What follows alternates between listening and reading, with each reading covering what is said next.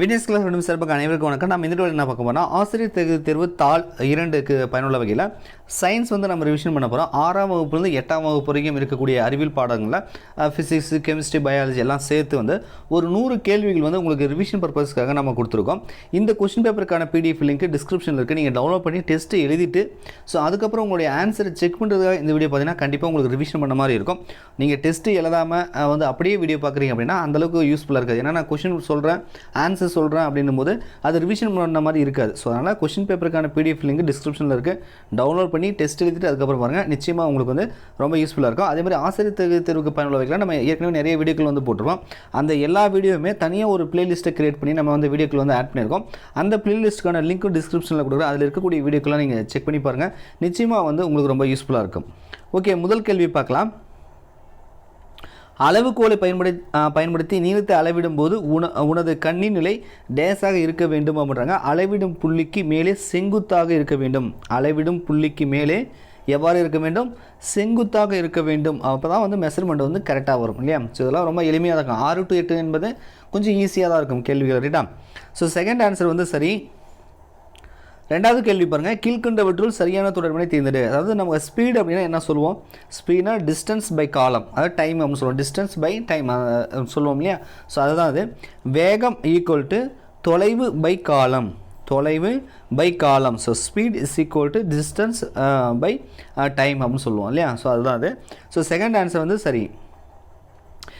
மிக குறைவான தட்பவெப்பநிலையில் காணப்படும் வாயுநிலை போன்ற பருப்பொருள் என்ன அப்படின்னு சொல்லி கேட்குறாங்க. தேர்ட் கொஸ்டின் வந்து இது வந்து பார்த்தீங்கன்னா இவங்க கொடுத்துருக்க ஆப்ஷன் படி போஸ் ஐன்ஸ்டீன் என்பது சரி. மனித உடலில் ரத்தத்தின் அளவு தோராயமாக எவ்வளோ இருக்கும் அப்படின்னு கேட்குறாங்க. ஸோ வந்து 5 லிட்டர்ஸ் வந்து நமக்கு வந்து இருக்கும். ஸோ அடுத்தது மின்சாரத்தை உருவாக்கும் மீன். கண்டிப்பாக நீங்கள் வந்து டிஸ்கவரி சேனல்லாம் பார்க்குறீங்கன்னா பார்த்துருப்பீங்க. சம்டைம் முதலையெல்லாம் அந்த மீனை கடிச்சிட்டு வந்து மின்சாரம் தாக்கி இருந்ததெல்லாம் டிஸ்கவரி சேனல்லாம் காட்டுவாங்க. இது என்ன மீன் அப்படின்றத பாருங்கள். 5வது வந்து இதுக்கு வந்து ஈல்னு சொல்லுவோம். இந்த மீன் வந்து பார்த்தீங்கன்னா மின்சாரத்தை வந்து உருவாக்கும், ரைட்டா? சில எதிரிகள் வந்து அதை கடிக்கும்போது வந்து பார்த்தீங்கன்னா மின்சாரம் தாக்கும் அதை வந்து, ரைட்டா? அதனால் அது ஓடி போயிடும், ரைட்? விலங்கு செல்லில் இல்லாதது எது அப்படின்றாங்க. இது வந்து என்னென்னா பசுங்கனி வந்து இருக்காது. இவங்க கொடுத்துருக்க ஆப்ஷன் படி பார்த்தீங்கன்னா பசுங்கனி இருக்காது. பசுங்கனி என்பது தாவரம் தான். அது ஒளிச்சேர்க்கை பயன்படுவதற்கு அது நம்ம பசுங்கனி தேவைப்படும். நம்ம விலங்கு செல்லில் அது இருக்காது, ரைட்டா?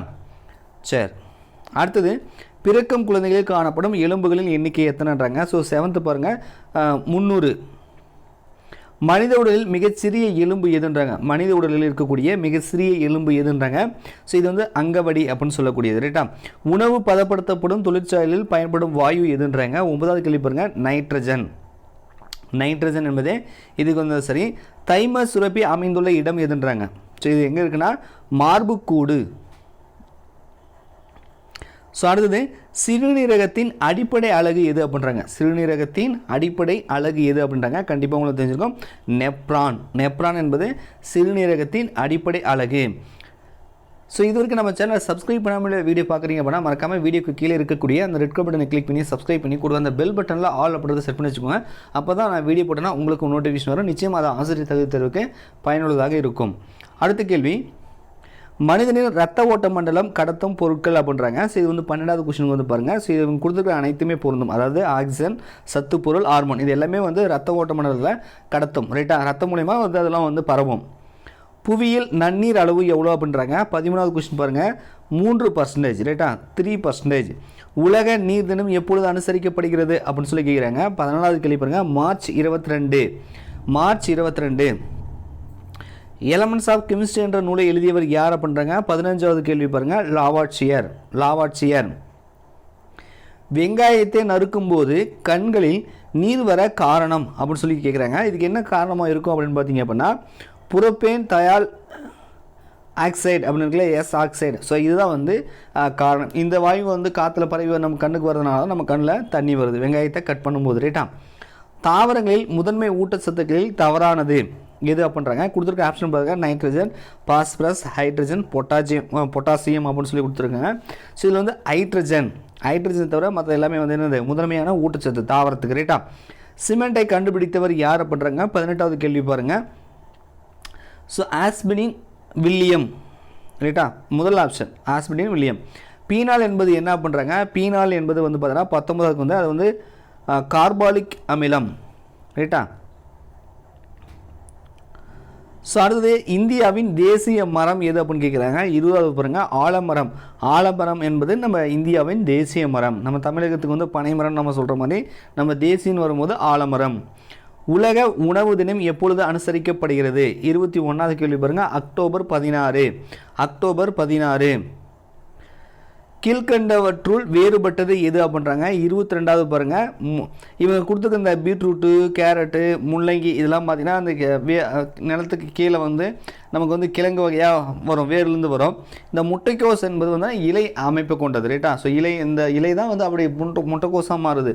அப்போ கொடுத்துருக்கிறதுல எது வேறுபட்டது அப்படின்னு பார்த்தீங்கன்னா முட்டைக்கோஸ் என்பதே சரி. ரைட்டா? தரையில் வாழும் விலங்குகளில் மிக வேகமாக ஓடுவது எது அப்படின்றாங்க. ரொம்ப சிம்பிளான கேள்வி. ஸோ சிறுத்தை என்பது கொஞ்சம் வேகமாக ஓடும். ரைட்டா? உசைன் போல்ட் 100 மீட்டர் தூரத்தினை டேஸ் வினாடிகளில் கடந்தார் அப்படின்றாங்க. எத்தனை வினாடிகளில் கடந்தார் பாருங்கள். 9.58. ரைட்டா? பம்பரத்தின் இயக்கம் என்பது டேஸ் அப்படின்றாங்க. ஸோ பம்பரத்தின் இயக்கம் என்பது என்னென்னா தற்சுழற்சி இயக்கம் அப்படின்னு நம்ம சொல்லுவோம். பொருத்தம் இல்லாதது குறிப்பிடுக. இவங்க கொடுத்துருக்க ஆப்ஷனில் எது பொருந்தலன்னு பார்க்கலாம். கணிப்பான், அபாகஸ், மின் அட்டை, மடிக்கணினி அப்படின்னு சொல்லி கொடுத்துருக்காங்க. ஸோ இதில் இந்த மின் அட்டை அப்படின்றது வந்து பொருந்தலாம். மற்ற எல்லாமே வந்து கம்ப்யூட்டர் சம்மந்தப்பட்டது இதெல்லாம். ரைட்டா? கீழ்கண்டவற்றுள் எது 4ஆம் தலைமுறை கணினி அப்படின்றாங்க. ஸோ நுண்செயலி, செயற்கை நுண்ணறிவு, வெற்றிட குழாய், மின்மய பெருகி அப்படின்னு சொல்கிறாங்க. 27 வந்து பாருங்கள். நுண்செயலி. நம் உடலில் தசைகள் உருவாக்கத்திற்கு தேவைப்படுகிறது டேஸ் தேவைப்படுகிறது. என்ன தேவைப்படுது அப்படின்னு சொல்லி கேட்குறாங்க. நம்ம உடம்புல வந்து தசைகள் உருவாகிறதுக்கு நம்ம என்ன சத்து வந்து தேவைப்படுது அப்படி தான் நம்ம அந்த கொஸ்டினை எடுத்துக்கணும். ஸோ அது என்ன அப்படின்னா கண்டிப்பாக வந்து அது புரதம் தான் நம்ம தசை உருவாக்கிறதுக்கு அது தேவைப்படுது. ஸோ புரதம், புரோட்டீன் அப்படின்னு நம்ம சொல்கிறோம் இல்லையா. ஸோ முட்டையில் இருக்கும், பாலில் இருக்கும், பட்டாணி, அந்த மாதிரி பீன்ஸ் இதெல்லாம் சாப்பிட்றோம் இல்லையா. ஸோ புரதம் என்பது நம்ம தசை வளர்ச்சிக்கு வந்து அத்தியாவசியம் ஒன்று. ரைட்டா? எந்த வைட்டமின் குறைபாட்டால் ஸ்கர்வி ஏற்படுகிறதுன்றாங்க. ரைட்டா? 29வது கேள்வி பாருங்கள். ஸோ இது வந்து என்னது வைட்டமின் சி குறைபாட்டால் ஏற்படக்கூடிய ஒரு இதுதான் என்னது ஸ்கர்வின்ற நோய். ரைட்டா? இந்த எந்த வைட்டமின் குறைபாட்டால் பெரிபெரி ஏற்படுகிறதுன்றாங்க. எந்த வைட்டமின் குறைபாட்டால் பெரிபெரிங்கிற நோய் வந்து வருது அப்படின்றாங்க. 30வது கேள்வி வந்து வைட்டமின் பி. வைட்டமின் பி நம்ம ஏற்கனவே பார்த்தீங்கன்னா 6ஆம் வகுப்பு முதல் 10ஆம் வகுப்பு வரைக்கும் ஃபிசிக்ஸ், கெமிஸ்ட்ரி, பயாலஜி எல்லாமே சேர்த்து நம்ம இலவச மாத தேர்வு நம்ம கொடுத்துருப்போம். அதுக்கு தனியாக பிளேலிஸ்ட் இருக்கும். சயின்ஸ் வந்து 6th to 10th தனியாக ஒரு பிளேலிஸ்ட் இருக்கும். நம்ம வின்னர்ஸ் கிளாஸ் அகாடமி யூடியூப் சேனலில் பிளேலிஸ்ட்டில் செக் பண்ணி பாருங்கள். அதில் தமிழுக்கு தனியாக பிளேலிஸ்ட் இருக்கும், சயின்ஸுக்கு தனியாக பிளேலிஸ்ட் இருக்கும், நம்ம டெட்டுக்கு தனியாக பிளேலிஸ்ட் இருக்கும், சில எக்ஸாமுக்கெலாம் இருக்கும். நம்ம வந்து உங்களுக்கு வர்றது என்னென்னா தமிழ் வரும், இங்கிலீஷ் வரும், சைக்காலஜி, நீங்கள் சயின்ஸை எடுத்துக்கிறதால சயின்ஸ், மேக்ஸ்லாம் வரும். ரைட்டா? மேக்ஸுக்கு நம்ம சேனலில் வந்து பெருசாக வீடியோலாம் இருக்காது. சயின்ஸுக்கு 6 to 10 வரைக்கும் நான் வந்து இலவச மாதிரி கொடுத்துருப்பேன். எல்லா வீடியோக்குமே பிடிஎஃபாக அட்டாச் பண்ணியிருப்பேன். கண்டிப்பாக உங்களுக்கு ரிவிஷன் பண்ணுறதுக்கு ரொம்ப யூஸ்ஃபுல்லாக இருக்கும். செக் பண்ணி பாருங்கள். ஓகேவா? சரி, ஓகே. மின்னோட்டத்தின் அலகு எது அப்படின்னு கேட்குறாங்க. இது ரொம்ப சிம்பிளான கேள்வி தான். 31 என்னது ஆம்பியர். ஒளிச்செறிவின் அலகு என்னன்னு கேட்குறாங்க. ஒளிச்செறிவின் அலகு எது அப்படின்னு கேட்குறாங்க. கேண்டிலா. மூவணு மூலக்கூறு. இவங்க கொடுத்துருக்கிறதுல எது மூவணு மூலக்கூறுன்னு சொல்லணும். ஓசோன், ஹைட்ரஜன், கார்பன், ஆக்சிஜன் அப்படின்றாங்க. 33வது ஓசோன். ஏன்னா அது O3ன்னு வரும் இல்லையா. மூவணு மூலக்கூறுக்கு ஒரு எடுத்துக்காட்டு அது. உலோகப்போலி. கீழ்கண்டவற்றில் எது உலோகப்போலி? பாதரசம், கார்பன், வெள்ளி, ஆர்சனிக்னு கொடுத்துருக்காங்க. 34 வந்து ஆர்சனிக் என்பது ஒரு உலோகப்போலி. அறை வெப்பநிலையில் திரவமாக உள்ள உலோகம் எது அப்படின்றாங்க. கொடுத்துருக்குது பாருங்கள். குளோரின், சல்ஃபர், பாதரசம், வெள்ளின்னு இருக்குது. 35வதுக்கு பாதரசம் என்பது நம்ம ரூம் டெம்பரேச்சரில் வந்து திரவமாக இருக்கும். நீங்கள் பார்த்துருப்பீங்க, கெமிஸ்ட்ரி லேப்லாம் பார்த்துருப்பீங்க. ஸோ ரொம்ப ஈஸியான கேள்வி தான். புகையிலை மெல்லுவதால் ஏற்படுவது எது அப்படின்றாங்க. 36வது கேள்விக்கு பாருங்கள். பற்குழிகள். ரைட்டா? சொத்தப்பல்லு வரும். பற்குழிகள். நியூட்ரானை கண்டுபிடித்தவர் யார் அப்படின்றாங்க. 37வது கேள்வி வந்து பாருங்கள். சாட்விக் தான் என்ன பண்ணார்? நியூட்ரானை கண்டுபிடிச்சிருக்காரு. மஞ்சூரிக்கு எடுத்துக்காட்டு எது? இந்த ரோஜா, மல்லி, சூரியகாந்தி பூ அனைத்தும் சரி அப்படின்னு கொடுத்துருக்காங்க. 38வது கேள்வி வந்து சூரியகாந்தி பூ என்பது ஒரு மஞ்சூரிக்கு ஒரு எடுத்துக்காட்டு. ஆய்வக வெப்பநிலைமானியில் பாதரசம் பொதுவாக பயன்படுத்த காரணம் எது அப்படின்றாங்க. என்னன்னு கேட்குறாங்க. என்னத்துக்கு யூஸ் பண்ணுறாங்க? அதாவது ஆய்வக வெப்பநிலைமானியில் வந்து நம்ம பாதரசத்தை தான் யூஸ் பண்ணுவாங்க அந்த டெம்பரேச்சர் கண்டுபிடிக்கிறதுக்கு. அதுக்கு என்ன காரணம், ஏன் அதை வந்து சூஸ் பண்ணியிருக்காங்க அப்படின்றத கேட்குறாங்க. ஸோ 39க்கு பாருங்கள். ஒரே சீராக அந்த பாதரசம் வந்து விரிவடையும். ஸோ ஒரே சீராக விரிவடையும் என்பது தான் ஒரு முக்கியமான ஒரு காரணம். ரைட்டா? கீழ்கண்டவற்றில் எது வேதியியல் மாற்றம் அப்படின்னு சொல்கிறாங்க. நீர் மேகமாகுவது, ஒரு மரத்தின் வளர்ச்சி, பசுஞ்சாணம் உயிர் எரிவாயுவாக மாறுவது, பனிக்கூழ் கரைந்த நிலை பனிக்கூழாவது அப்படின்னு மாதிரி கொடுத்துருக்காங்க. ஸோ 40வது கேள்விக்கு வந்து பார்த்திங்கன்னா இந்த பஞ்சசாணம் உயிர் எரிவாயுவாக மாறுது இல்லையா, ஸோ அதுதான் வந்து வேதியியல் மாற்றம். ரைட்டா, மீதியெல்லாம் வந்து இப்போ நீர் வந்து மேகமாக மாறுதுனாலும் அதனோட மூலக்கூறு வந்து மாறாது. நீர் மேகமாக போகும், மேகம் மறுபடியும் நீராக வரும். ஸோ அதனோட மூலக்கூறு வாய்ப்படணும் மாற போகிறது கிடையாது. அது வந்து பஞ்சசாரம் உயிர் எரிவாயுவாக மாறுறது வந்து மூலக்கூறு மாறும், அது கெமிஸ்ட்ரி வந்து மாறும் இல்லையா. ஸோ அப்போ இஎஃப்எஸ் வந்து பொருத்தமாக இருக்கும். உயிரினங்களின் அடிப்படை அலகு என்ன? 41 செல். விலங்கு செல்லின் வெளிப்புற அடுக்கு தெரியும், நம்ம சின்ன வயசில் படிச்சிருப்போம். விலங்கு செல்லுக்கும் தாவர செல்லுக்கும் வேறுபாடு என்ன? இப்போ நம்ம சொன்னோம் இல்லையா, பசுங்கணிங்க வந்து தாவர செல் இருக்கும், விலங்கு செல்லில் இருக்காது. அப்போ ஒன்று நம்ம படிச்சிருப்போம் எக்ஸ்ட்ராவாக. 42வது பாருங்கள், செல் சவ்வு. செல் சுவர் அப்போ கூட சொல்லுவாங்க. விலங்கு செல்லின் வெளிப்புற அடுக்கு வந்து செல் சவ்வாலானது. இதே செல் சுவர்ன்றது நம்ம பார்த்திங்கன்னா தாவரத்துக்கு வரும். தாவரத்துக்கு தான் செல் சுவர் இருக்கும். நம்ம விலங்கு செல்லுக்கு செல் சவ்வாக இருக்கும், செல் சுவர் வந்து இருக்காது. ரைட்டா. டேஸ் செல் பகுப்பிற்கு உதவுகிறது அப்படின்றாங்க. எது உதவுது அப்படின்னு பாருங்கள். இது என்னது? சென்ட்ரியோல் வந்து உதவு செல் பகுப்புக்கு. உயிரி உலகில் மிகப்பெரிய பிரிவு எதுன்றாங்க. ஸோ மிகப்பெரிய பிரிவுன்றது பார்த்திங்கன்னா 44வதுக்கு என்ன அப்படின்னா பேருலகம். 5உலக வகைப்பாடு யாரால் முன்மொழியப்பட்டது அப்படின்றாங்க. ஸோ 45க்கு வந்து பாருங்கள் விட்டேகர். புறாவின் இரு சொல் பெயர். ரைட்டா, அறிவியல் பேர் சொல்லுவோம், ஒவ்வொன்றுக்கும் ஒரு பேர் இருக்கும் இல்லையா. ஸோ 46வதுக்கு பாருங்கள் கொலம்பா லிவியா அப்படின்றது. ரைட்டா, அந்த ஹோமோசேப்பியன்ஸ்னால் நம்ம மனுஷனுக்கு அறிவியல் பேர் தான் ஹோமோசேப்பியன்ஸ்ன்றது. புறாவுக்கு என்னென்னா கொலம்பா லிவியா அப்படின்றதா. ரைட்டா, இரு சொல் கொண்ட வகைப்பாடு பெயரை அறிமுகம் செய்தவர் அப்படின்னு கேட்குறாங்க. ஸோ 47வதுக்கு வந்து பார்த்திங்க அப்படின்னா காஸ்பாட் பாஹின் அப்படின்றதான். தாவரங்களின் வண்ணங்களுக்கு காரணம் என்ன அப்படின்றாங்க. 48 வந்து பாருங்கள் பசுங்கனி தான் அதுக்கான காரணம். செல்லின் ஆற்றல் மையம் அப்படின்னு கேட்குறாங்க. செல்லின் ஆற்றல் மையம் அப்படின்றது என்னென்னா 49க்கு வந்து பார்த்திங்க அப்படின்னா மைட்டோகாண்ட்ரியா தான் வந்து செல்லோட ஆற்றல் மையம் அப்படின்னு நம்ம சொல்லுவோம். கிராமஃபோன் கண்டுபிடித்தவர் யார் அப்படின்றாங்க. கொடுத்துருக்கிற ஆப்ஷன் பாருங்கள். 50 வந்து எடிஷன். டேஸ் துணைக்கோளை நிறுவியவுடன் இஸ்ரோ 41 எடையுடைய துணைக்கோளை ஏவும் திறன் பெறுகிறது அப்படின்றாங்க. ஸோ 51 பாருங்கள் ஜிசாட் 19. பிஇடி என்பது என்ன பண்ணுறாங்க. 52வது வந்து பாருங்கள் பாலி எத்திலின் டெரிப்தாலேட் அப்படின்றதான் வந்து இந்த பிஇடி அப்படின்றது. ரைட்டா, ஆஸ்பிரின் ஒரு டேஸ். 53வது வந்து பாருங்கள் இது வந்து ஒரு ஆன்டிபயாட்டிக் அப்படின்னு சொல்கிறாங்க. பட்டுப்பூச்சி வளர்ப்பு அது பேர் என்ன அப்படின்னு கேட்குறாங்க. கண்டிப்பாக உங்களுக்கு தெரியும், பட்டுப்பூச்சி வளர்ப்பு, மீன் வளர்ப்பு, இந்த மாதிரி ஒவ்வொன்றுத்துக்கும் ஒரு பேர் இருக்கும் இல்லையா. ஸோ அதாவது 54வது பாருங்கள் செரிகல்ச்சர் என்பது பட்டுப்பூச்சி வளர்க்குன்னு பேர். நெகிழியினை உருவாக்கியவர் அப்படின்றாங்க. ஸோ இதுக்கு வந்து பார்த்திங்கன்னா பார்க்கி சீன் அப்படின்னு சொல்லி வருது. ரைட்டா, பிளாஸ்டிக். நெகிழினா பிளாஸ்டிக். கீழ்கண்டவற்றுள் கலோரி மதிப்பு அதிகம் கொண்டது எது அப்படின்றாங்க. ரைட்டா, 56வது வந்து பாருங்கள். ஸோ 56 வந்து பார்த்திங்கன்னா இவங்க கொடுத்துருக்கிறது படி பார்த்திங்கன்னா டீசல் என்பதுக்கு வந்து கலோரி மதிப்பு அதிகம் கொண்டது. ரைட்டா, நுண்ணுயிரிகள் டேஸில் அளவிடப்படுகின்றன அப்படின்றாங்க. ஸோ 57வது கேள்வி வந்து பார்த்திங்கன்னா மைக்ரான். உயிருள்ள மற்றும் உயிரற்ற பண்புகளை கொண்டவை எது அப்படின்னு கேட்குறாங்க. புரோட்டோசோவா, வைரஸ், பாக்டீரியா அப்படின்றாங்க. பூஞ்சை அப்படின்னு கொடுத்துருக்காங்க. 58வது வந்து வைரஸ். ஸோ இது வந்து பார்த்திங்கன்னா உயிருள்ள பண்பு இருக்கும், உயிரற்ற பண்பு இருக்கும். இதனால தான் பார்த்திங்க அப்படின்னா வைரஸால் பரவக்கூடிய நிறைய வியாதிகளுக்கு வந்து மருந்தே கண்டுபிடிக்க முடியல அப்படின்றதெல்லாம் வந்து சொல்லுவாங்க. ரைட்டா, ஸோ மருந்து கண்டுபிடிக்கிறதுமே டிலே ஆகும், சிலதுக்கெலாம் கண்டுபிடிக்கவே முடியல. காரணம் என்ன, அந்த வைரஸுக்கு வந்து உயிருள்ள பண்பு இருக்கும், உயிரற்ற பண்பு இருக்கும்.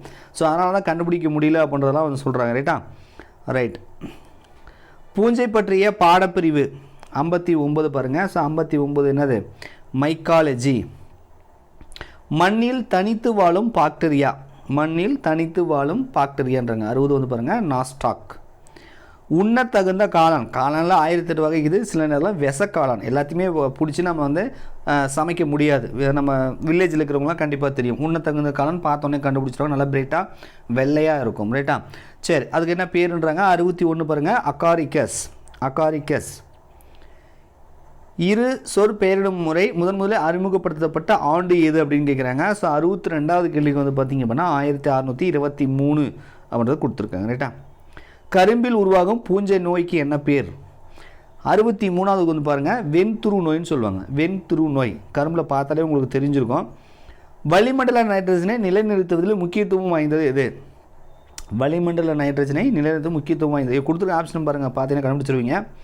குளோரெல்லா, அனப்பினா, ஸ்பைருலினா, லாமி, நேரியா அப்படின்னு மாதிரி கொடுத்துருக்காங்க. ஸோ 64வது எதுனா இந்த அனாப்பீனா அப்படின்றது.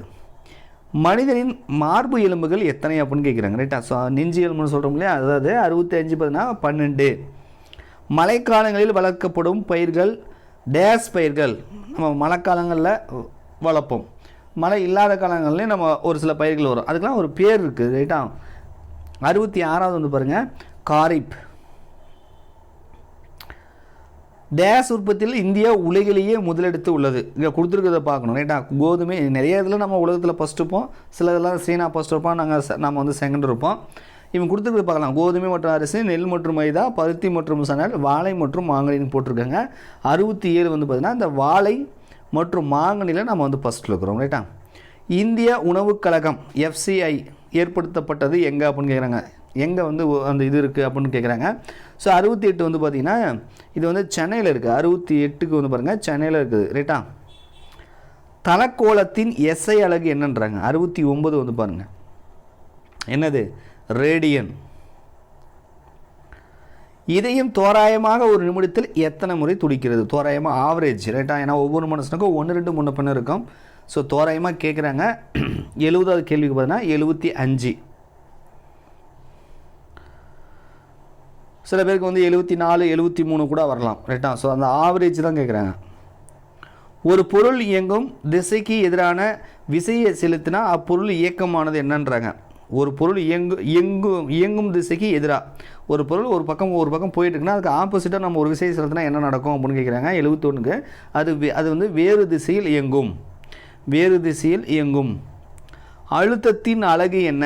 அழுத்தத்தின் அலகு என்ன பண்ணுறாங்க. 72வது வந்து பார்த்தீங்கன்னா ஆ மற்றும் ஆ, அதை பாஸ்கல்னு சொல்லலாம் அல்லது N(m)⁻²ன்னு சொல்லலாம். ரைட்டா? வெற்றிடத்தில் வெப்பம் பரவும் முறை என்ன? வெற்றிடத்தில் எப்படி வெப்பம் பரவுது? காற்றே இல்லைனா எப்படி வந்து வெப்பம் பரவுது அப்படின்றாங்க.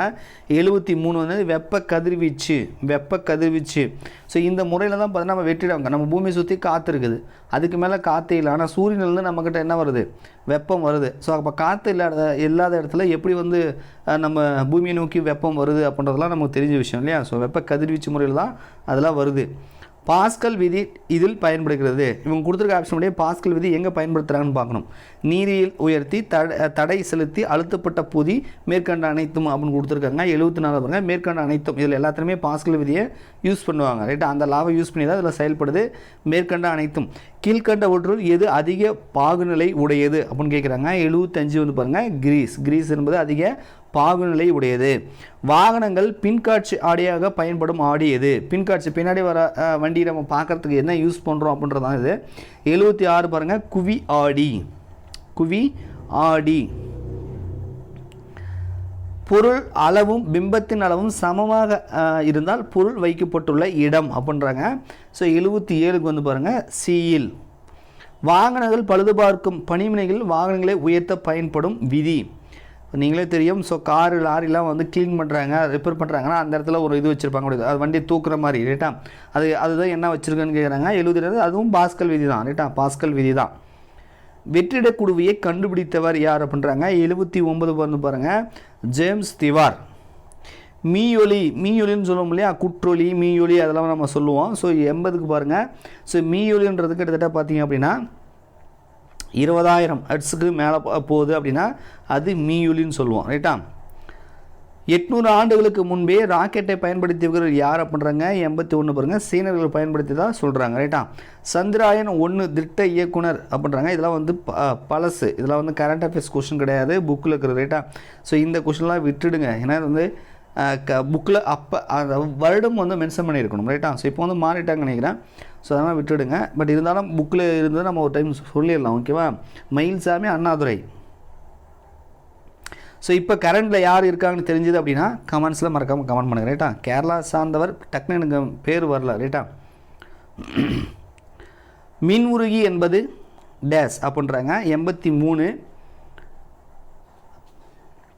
இது வந்து என்ன அப்படின்னா மின் சுற்றை தடை செய்வதற்கு பயன்படுத்தப்படும் ஒரு பாதுகாப்பான ஒரு கருவி என்னது? மின் உருகி அப்படின்னு சொல்லுவோம், ரைட்டா? ஸோ இது எதுக்கு யூஸ் பண்ணுறாங்க அப்படின்னா, மின் சுற்றை தடை செய்வதற்கு பயன்படுத்தப்படும் ஒரு பாதுகாப்பான கருவி, ரைட்டா? அதிக வோல்டேஜ் வந்தால் அது வந்து உருகி அந்த அந்த மின்சாரத்தை தடை பண்ணிடும். ஸோ அது ஒரு பாதுகாப்பான கருவி, அதுதான் மின் உருகின்னு சொல்லுவாங்க.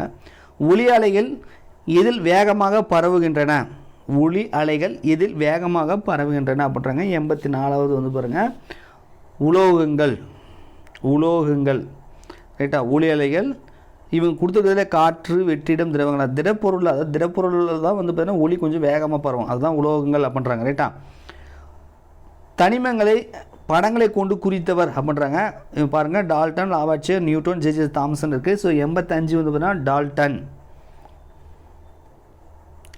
சிலிக்கான் ஒரு டேஸ். சிலிக்கான் உலோகமா அலோகமா உலோக போலியை விற்றல் எதுவும் இல்லை எனக்கு. 86வது வந்து பாருங்கள், அது வந்து உலோக போலி. மயில் துத்தம் அப்படின்னு சொல்கிறோம் இல்லையா, அது என்னது அப்படின்னு கேட்குறாங்க. ஸோ 87வது இந்த தாமிர சல்பேட் இருக்கு இல்லையா, அதை தான் நம்ம மயில் துத்தம் அப்படின்னு சொல்லுவோம். எலக்ட்ரோசிஸ் என்ற சொல்லை பயன்படுத்தியவர் அப்படின்றாங்க. 88 வந்து பாருங்கள், மைக்கேல் பாரடே. டேஸ் புவி வெப்பமயதாளுக்கு காரணமாகின்றன. புவி வெப்பமாதலே அதுக்கு என்ன காரணம் அப்படின்றாங்க. ஸோ 89வது பாருங்கள், கார்பன் டை ஆக்சைடா, மீத்தேனா, குளோரோஃப்ளோரோ கார்பனா, இது அனைத்துமே வந்து பார்த்திங்கன்னா புவி வெப்பமாகறதுக்கு வந்து காரணம், ரைட்டா? அந்த பசுமை இல்ல விளைவு வாயுக்கள் அப்படிலாம் சொல்லுவோம் இல்லையா, ஸோ அதுதான் இது. ஸோ அது வந்து பார்த்தீங்க அப்படின்னா நம்ம புவி வெப்பமாகறதுக்கு ரொம்ப ரொம்ப இது வந்து காரணமான வாயுக்கள் இது எல்லாமே. ஸோ இவை அனைத்தும் என்பதே இதுக்கு வந்து சரி. குளிர்சாதன பெட்டியில் குளிரூட்டியாக பயன்படுத்துவது எதுன்றாங்க? ஹைட்ரஜன், திரவ நைட்ரஜன், கார்பன் டை ஆக்சைடு, இவற்றில் எதுவும் இல்லைன்னு இருக்குது. ஸோ 90வது வந்து பார்த்தீங்க அப்படின்னா திரவ நைட்ரஜன். ஒரே தனிமத்தின் அணுக்கள் வெவ்வேறு அணுநிறைகளை பெற்றிருப்பது டேஸ், அதுக்கு என்ன பேர் அப்படின்றாங்க? ஐசோடோப், ஐசோபார்கள், ஐசோட்ரோன்கள், இவற்றில் எதுவும் இல்லைன்னு இருக்குது. 91 வந்து ஐசோடோப்புகள். ஒரே தனிமத்தின் அணுக்கள் வெவ்வேறு அணுநிறைகளை பெற்றிருந்தால் அது பேர் என்னது? ஐசோடோப்புகள். இந்தியாவில் ஒரு நாளைக்கு ஒரு மனிதன் சராசரியாக உபயோகப்படுத்தும் நீரின் அளவு என்ன பண்ணுறாங்க? 92 பாருங்கள், 135 லிட்டர் அப்படின்றத சொல்கிறாங்க, ரைட்டா? கீழே கொடுக்கப்பட்டவைகளில் எது நீரை மாசுபடுத்தும் அப்படின்றத வந்து சொல்கிறாங்க. 93க்கு வந்து பாருங்கள், இந்த ஈயம் அப்படின்றது ரொம்ப டேஞ்சரானது, மாசுபடுத்தும். அந்த படிகாரம், ஆக்சிஜன், குளோரின்லாம் நீரை சுத்திகரிக்கிறதுக்காக யூஸ் பண்ணக்கூடியது, ரைட்டா? அமிலம் என்பது நீரில் டேஸ் அயனிகளை வெளிப்படுத்தும். 94H+. தக்காளியில் உள்ள அமிலம் என்ன? நம்ம தக்காளி இருக்கு இல்லையா, சமையலுக்கு பயன்படுத்தக்கூடிய தக்காளியில் என்ன அமிலம் இருக்கிறது அப்படின்னு சொல்லி கேட்குறாங்க. 95 ஆக்சாலிக் அமிலம். ஊறுகாய் கெட்டு போகாமல் இருக்க உதவும் அமிலம் என்ன? ஊறுகாய் கெட்டு போகாமல் இருக்கணும்னா அது என்ன ஆசிட் யூஸ் பண்ணுறாங்கன்றாங்க. ஸோ 96வது பென்சாயிக் அமிலம். கீழ்கண்டவற்றுள் இயற்கை நிறங்காட்டி இல்லாதது. இயற்கை நிறங்காட்டின்னு கேட்கலப்பா, இல்லாததுன்னு கேட்குறாங்க. அப்போ நீல லிட்மஸ்ன்னு சொல்லுவாங்க. லிட்மஸா, செம்பருத்தியா, மஞ்சளா, மெத்தில் ஆரஞ்சா அப்படின்னு போட்டிருக்காங்க. எது வந்து இயற்கை நிறங்காட்டி இல்லாதது அப்படின்றதான் கேள்வி. ஸோ மெத்தில் ஆரஞ்சுன்றது கிடையாது, மீதெல்லாம் இயற்கை நிறங்காட்டி. மெக்னீசியம் ஹைட்ராக்சைடு டேஸை குணப்படுத்த உதவுகிறது அப்படின்னு சொல்கிறாங்க. ஸோ 98 அமிலத்தன்மை. சதுப்பு நில வாயு. சதுப்பு நில வாயுன்னு சொல்கிறோம் இல்லையா, அது எதை சொல்கிறோம்? மீத்தனை தான் நம்ம வந்து சதுப்பு நில வாயுன்னு சொல்கிறோம். சதுப்பு நிலங்கள் இந்த வாயு இருக்குது, இதான் வந்து இதை எடுக்கிறதுக்கு இப்போ பார்த்தீங்கன்னா நம்ம தஞ்சாவூர் பக்கம் கூட இதை எடுக்கிறதுலாம் நிறைய குழாய்கள்லாம் பதிக்கிறதாவோ அந்த மாதிரிலாம் வந்து அடிக்கடி நியூஸ் பேப்பர்லாம் வந்து படிச்சிருப்பீங்க. இது வந்து சதுப்பு நில வாயு அப்படின்றத சொல்கிறாங்க, ரைட்டா? இது மீத்தேனை. கடைசி கேள்வி, எல்பிஜியில் கசிவை கண்டறிய சேர்க்கப்படுவது எதுக்காக சேர்க்கிறாங்க? எல்பிஜின்றது வந்து ஒரு மனமற்றது, ரைட்டா? வாசனை கிடையாது, ஆனால் வந்து அது லீக் ஆகும்போது நமக்கு ஒரு ஸ்மெல் வரும். அந்த ஸ்மெல்லு வரணும், லீக் ஆகிறத நம்ம கண்டுபிடிக்கணுன்றதுக்காகவே நம்ம வீட்டு சமையலுக்காக வச்சுருக்கக்கூடிய அந்த கேஸ் சிலிண்டரில் வந்து ஒன்று மிக்ஸ் பண்ணுறாங்க. அது என்ன மிக்ஸ் பண்ணுறாங்க அப்படின்றத இப்போ இவங்க கேட்டிருக்காங்க. அதுக்கு என்னென்னா மெர்கேப்டன்ற ஒரு வந்து அந்த எல்பிஜியில் வந்து மிக்ஸ் பண்ணுறாங்க. அப்போ தான் அது வந்து கேஸ் லீக் ஆனால் கூட நம்ம கண்டுபிடிக்க முடியும். அதுக்கு வந்து கலக்கிறது என்னது? மெர்கேப்டன் அப்படின்னு சொல்லக்கூடிய. கண்டிப்பாக இந்த 100 கேள்விகள் வந்து உங்களுக்கு ரிவிஷன் பர்பஸ்க்காக யூஸ்ஃபுல்லாக இருந்திருக்கும். ஒருவேளை நீங்கள் பிடிஎஃப் ஃபஸ்ட்டே டவுன்லோட் பண்ணி அதை படித்து பார்த்துட்டு அதுக்கப்புறம் இப்போ ஆன்சர் செக் பண்ணிங்கன்னா கண்டிப்பாக உங்களுக்கு முழுமையாக ரிவிஷன் பண்ண மாதிரி இருக்கும். 6வது இருந்து 8வது வரைக்கும் இந்த 100 கேள்விகள் எடுக்கப்பட்டுள்ளது. இந்த முழுக்க தியரிட்டிக்கல் பர்பஸாக தான் இருக்குது, அதாவது தியரிட்டிக்கல் கொஷினாக தான் இருக்குது, ரொம்ப டெப்த்தாக இல்லை. பட் ஆனால் ஆசிரியர் தகுதி தேர்வுக்கு வந்து பார்த்திங்கன்னா கொஞ்சம் ஃபிசிக்ஸ் கெமிஸ்ட்ரிலாம் கொஞ்சம் சம்ஸாக வந்து கேட்குறாங்க. ரைட்டாக சகப்பிணைப்புகளோட எண்ணிக்கை, இந்த ஈதல் பிணைப்புகளோட நம்பர் ஆஃப் எத்தனை இருக்குது, இந்த மாதிரி இல்லை இந்த நிறை மோல் அந்த மாதிரி வந்து பார்த்திங்கன்னா சம் வந்து ஃபிசிக்ஸ் கெமிஸ்ட்ரியில் கொஞ்சம் கால்குலேஷன் ஓரியன்டாகவும் கேட்குறாங்க. இது முழுக்க தியரிட்டிக்கலாக இருக்குது. இதே மாதிரிலாம் வந்து ஆசிரியர் தகுதி தேர்வு இவ்வளோ ஈஸியாக வரும்னு எதிர்பார்க்காதீங்க. பட் இதுவும் வரும். ரைட்டா, ஒரு நமக்கு வந்து சயின்ஸில் வந்து ஒரு 30 கேள்விகள் கேட்குறாங்க அப்படின்னா 30ல் குறைந்தபட்சம் ஒரு 20-15லேருந்து பார்த்திங்க அப்படின்னா நமக்கு தியரிட்டிக்கலாக தான் வரும். மீதி ஒரு 10 கொஷின் வந்து கொஞ்சம் டஃப்பாக வரும். அது கால்குலேஷன் ஓரியன்டாக கொஞ்சம் வந்து இன்னும் டெப்த்தாக கேட்பாங்க. ரைட்டா, ஸோ நீங்கள் டெப்த்தாக படிங்க. பட் இது வந்து உங்களுக்கு ரிவிஷன் பர்பஸ்க்காக கொஞ்சம் ஈஸியாக இருக்கிற மாதிரி நம்ம வந்து கொடுத்துருக்கேன். ஸோ பயனுள்ளதாக இருந்துச்சுன்னா மறக்காமல் லைக் பண்ணுங்கள். உங்களுக்கு மேற்கொண்டு ஏதாவது சந்தேகங்கள் கருத்து இருந்தால் கமெண்ட்ஸில் கமெண்ட் பண்ணுங்கள். அடுத்த வீடியோவில் நம்ம சந்திப்போம். நன்றி, வணக்கம்.